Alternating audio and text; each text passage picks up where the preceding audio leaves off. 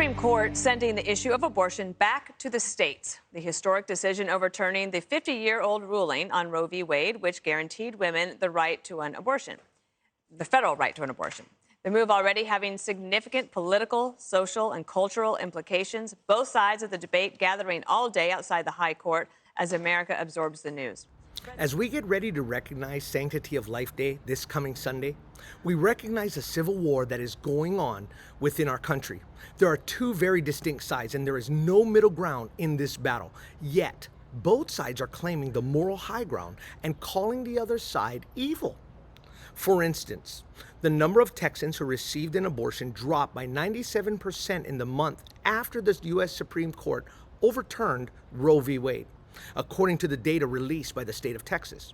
This happened after the Supreme Court struck down Roe v. Wade in a 6-3 decision on June 24, 2022, eliminating the nearly 50-year-old supposed constitutional right to an abortion.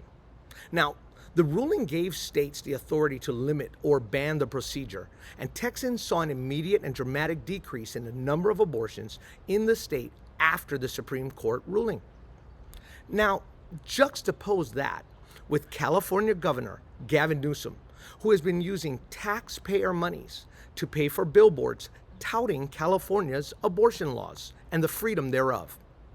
The latest features a woman sitting with her arms crossed over her knees, looking at the words, "Need an abortion?" California is ready to help.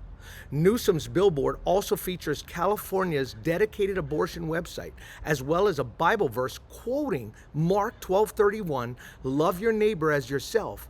There is no greater commandment than these." The problem is that both sides of the political aisle are touting themselves as being morally superior to the other. But both sides are wrong in their thinking. What do I mean? The reality is that this battle will never be won in the political arena because there is only one lawgiver with absolute moral authority, and his laws transcend the physical realm and go into the spiritual realm. There is only one person to whom everyone shall bow and call King of Kings and Lord of Lords, and that is none other than Jesus Christ himself. So, what does his word declare? Let's take a look briefly at 3 passages in the Psalms. We'll start in Psalm 139, verses 13 through 16, where it says, "For you formed my inward parts, and you covered me in my mother's womb, and I will praise you, for I am fearfully and wonderfully made. Marvelous are your works, that my soul knows very well. My frame was not hidden from you when I was made in secret and skillfully wrought in the lowest parts of the earth. Your eyes saw my substance being yet unformed, and in your book they were all written, the days fashioned for me, when as yet there were none of them." Psalm 127, verses 3 to 5, then adds, "Behold, children are a heritage from the Lord. The fruit of the womb is a reward. Like arrows in the hand of a warrior, so are the children of one's youth. Happy is the man who has his quiver full of them. They shall not be ashamed, but shall speak with their enemies in the gate." Then Psalm 22:10 declares, "I was cast upon you from birth. From my mother's womb you have been my God." God is very clear that our lives are precious from the moment of conception. In fact, further than that, listen to what he tells Jeremiah. Jeremiah 1:5a and b.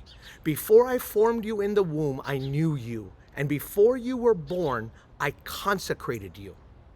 It's almost unfathomable, since God is eternal and everlasting, but he loves us even before we are conceived. If we have never heard this before, God has loved us before we were born, while we were being born, after we have been born, and his desire is for us to be born again.